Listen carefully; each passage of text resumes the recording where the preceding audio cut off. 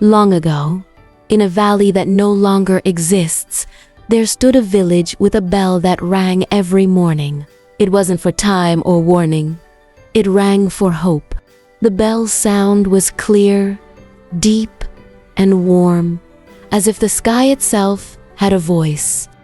But when a great storm flooded the valley, the village disappeared beneath a rising lake.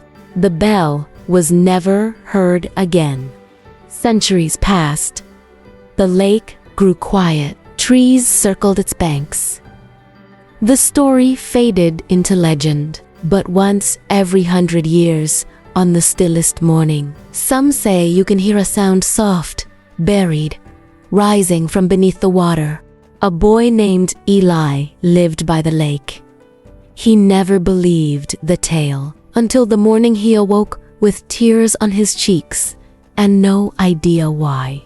That day, the wind stilled. The birds didn't sing. And as he stood at the edge of the lake, he heard it. A distant note, barely a breath. He dropped a stone into the water. The ripple felt like a reply.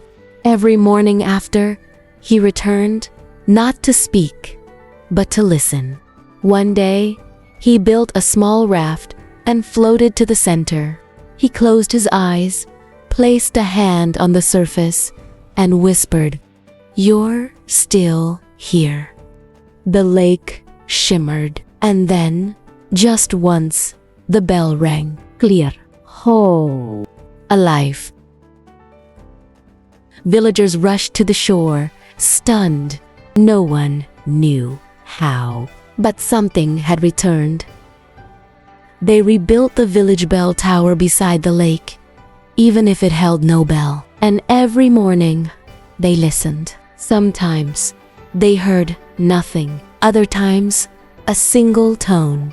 But either way, they believed, because the bell beneath the lake hadn't drowned.